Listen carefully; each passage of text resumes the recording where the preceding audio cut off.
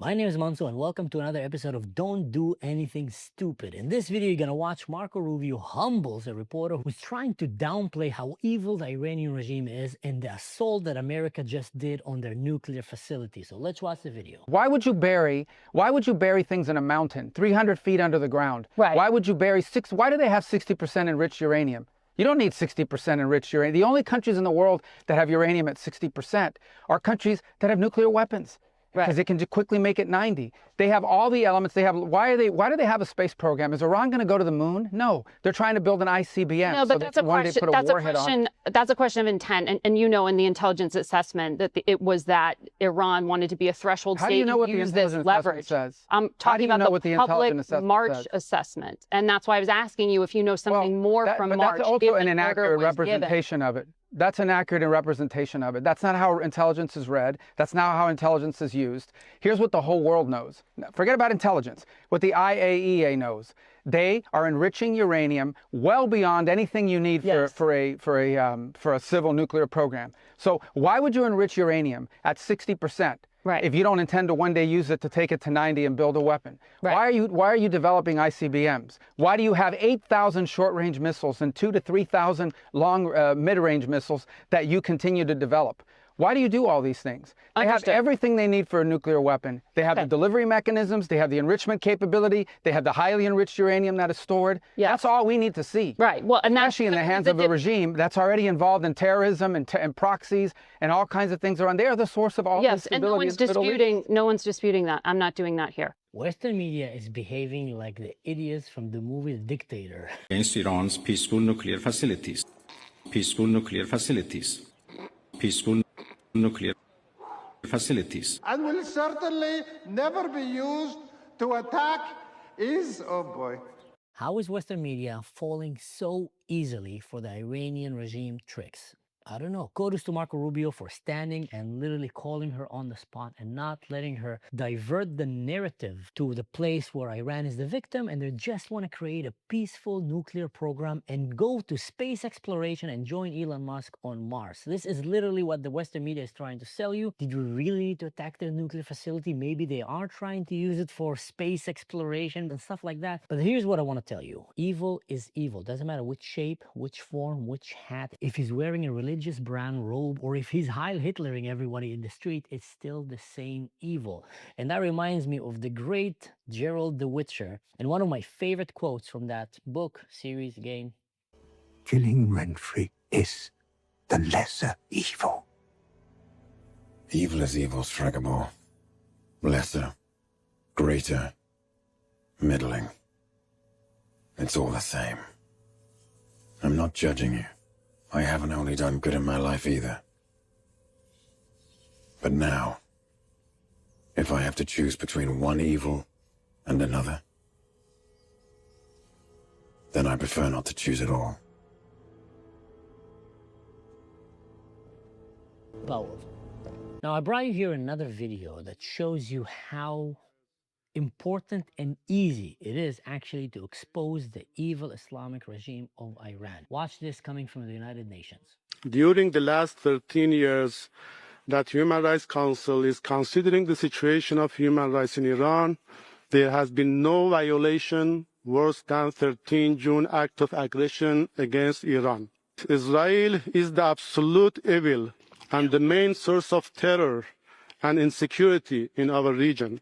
Attack on peaceful nuclear facilities of Natanz and Fordo is not an act of war against our country. The fact that he can say that with a straight face without bursting to laughter like Sacha Baruch Cohen did is just, I'll give it to him. He's a good actor. It is war against humanity.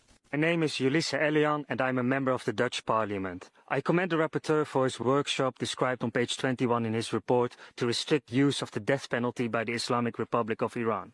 Moments ago, the UN reported here that last year there were at least 975 executions in Iran, including children.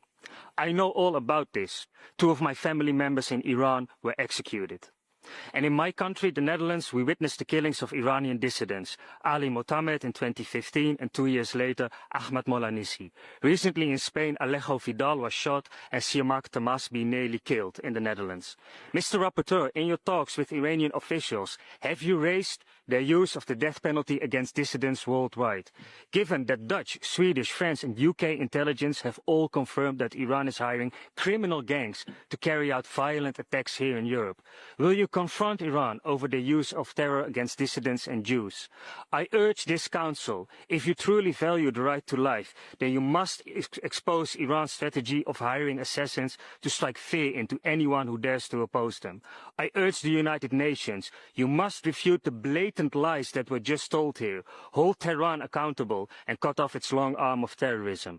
And to the brave people and innocent people of Iran, I say, you have the right to be free from tyranny and oppression. We stand with you. Thank you. They're literally chanting death to America, death to Israel, death to the UK on every meeting possible. And then they come to the UN and they speak as if they're the victims, they're the good guys, and Israel and America are the evil. Now, my question is, how do they always know that Western media will back them up, that Western media will fall for it?